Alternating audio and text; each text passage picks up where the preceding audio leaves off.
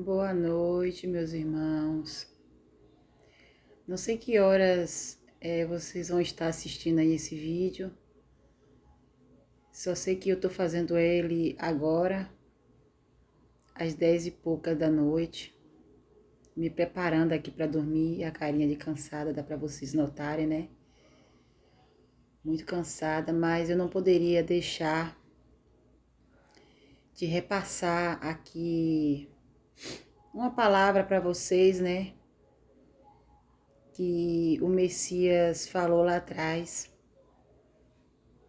quando ele disse que ele é o caminho, ele é a verdade e ele é a vida.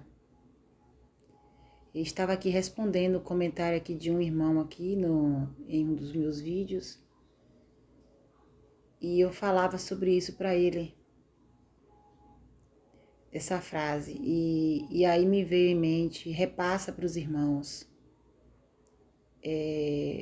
A gente já ouviu, né, diversas vezes, inclusive os próprios religiosos, os hipócritas, aqueles que se dizem seguir ao Messias, a gente sabe que isso não é verdade. Eles falam essas palavras do Mestre dentro do templo de pedra, mas eles estão fazendo completamente o oposto do que essa palavra se refere. Mas o entendimento que eu quero passar para vocês é que vai muito mais além. Já ouvimos diversas vezes essa palavra: eu sou o caminho, eu sou a verdade e eu sou a vida. E eles pegam essa palavra e usam muito para aprisionar ainda mais as pessoas dentro dos seus templos de pedra, né? Os seus falsos abrigos, os apriscos religiosos, para as pessoas acreditar que o caminho, a verdade e a vida estará dentro das religiões.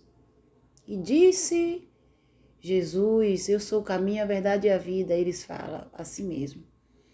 Mas vai muito além essa palavra do Mestre. Quando ele diz, eu sou o caminho, ele quer dizer, eu sou o guia. Eu sou aquele que intermedia entre os homens e o Pai. Eu sou o meio. Eu sou a forma que vocês encontram de chegar até o reino do céu. Quando ele diz que ele é o caminho, ele quer nos mostrar que devemos seguir passo a passo do que ele nos ensinou. O que é um caminho, meus irmãos? Olhando pelo lado físico, o que é um caminho? Um caminho não é por onde o homem trilha? Quando ele diz que ele é o caminho, ele é o caminho estreito. Como diz em Mateus capítulo 7. Ele é o caminho estreito, meus irmãos, no qual devemos trilhar para, enfim, chegar até o reino dos céus. Ele disse ali em João 14, né, quando Filipe perguntou como que deveríamos fazer para chegar até lá. E aí ele disse, você já conhece o caminho. Eu sou o caminho, eu sou a verdade e eu sou a vida. Então, ficando claro aqui que o caminho é aquele que guia, ele quer dizer, eu sou o pastor, me sigam, venham após mim. Eu vou na frente e vocês vêm atrás de mim, eu vou guiando vocês, não tem erro para chegar até o Pai.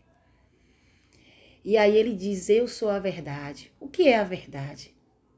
É tudo aquilo que nós procuramos compreender a respeito do reino dos céus. Então, se ele é a verdade, ele quer dizer, vocês não precisam de mais nada. Vocês só precisam olhar para mim, que em mim vocês encontrarão todas as respostas. Através do que eu falei, vocês podem se guiar, conduzir por esse caminho. Vocês não precisam de mais nada, como ele disse para os seus discípulos, né? Que não deveriam comer do fermento dos fariseus, ou seja, não se alimente dos falsos ensinos dos fariseus, né? Então ele diz também em sua palavra: eu sou o pão vivo que desceu do céu, aquele que desse pão se alimentar, terá a vida eterna. Ou seja, ele é o pão puro, o pão asno, o alimento puro que nós precisamos nos alimentar, a verdade plena, sem fermento, sem adultério, sem engano, sem mentira. E quando ele diz que não deveríamos, quando ele fala para o discípulo, ele fala para todos nós, é um alerta para todos nós, que não deveria se alimentar do fermento dos fariseus.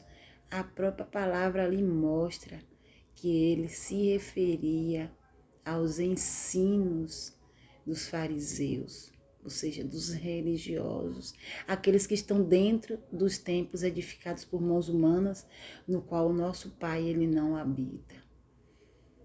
E quando ele diz, eu sou a vida, ele quer dizer não só no sentido que a pessoa vive fisicamente, ele quer dizer, eu sou a salvação. É através de mim que vocês serão salvos. Fora de mim não há salvação. Eu sou a salvação. Quando ele diz vida, ele quer dizer eu sou a salvação. Não significa só o sopro de vida nas narinas, mas a vida eterna. Ele está se falando de salvação. Ou seja, eu sou o guia, eu sou tudo aquilo que não tem engano, a verdade plena. E eu sou a salvação. Então, o que é que vocês mais querem, meus irmãos? Será que é necessário vocês se alimentar mesmo do fermento dos fariseus?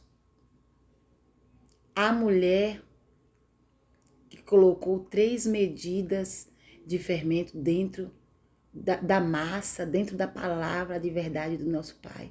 Ou seja, pegaram as escrituras e colocaram vários adultérios, meus irmãos. Então, a única maneira de descobrir esses adultérios é usando a personalidade do Messias, aquilo que ele nos trouxe.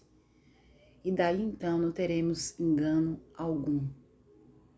Que fiquemos todos com essa palavra, meditemos nessa palavra.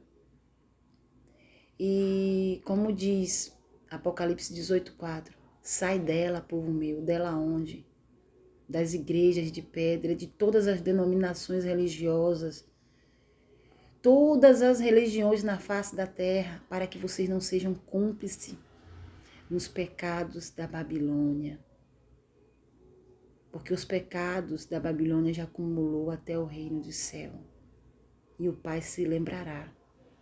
Então sai dela, sai de todas as religiões. E sigam o único pastor, não temam. Não tenham medo, não pensem que se vocês não fazer parte, não ser membro de uma igreja edificada por mãos humanas, que vocês não vão obter salvação. A salvação, meus irmãos, está no Messias, aquele que se chamou Emanuel. Emanuel, esse é o verdadeiro nome do nosso mestre, quando esteve aqui na terra. Hoje ele tem um novo nome, pois voltou ao reino do nosso Pai. E só os salvos, os dignos de saberem o nome do mestre é que vão conhecer o seu novo nome que ele recebeu ao voltar ao reino do céu. Isaías 7,14. E ali fala a respeito do nascimento do Messias. Em Mateus capítulo 1, 23, versículo 23, ali mostra. E a moça ficará grávida, a virgem ficaria grávida e daria à luz a um menino, no qual seria chamado Emanuel. Que tenhamos uma boa noite e ficamos debaixo da benevolência do nosso Pai.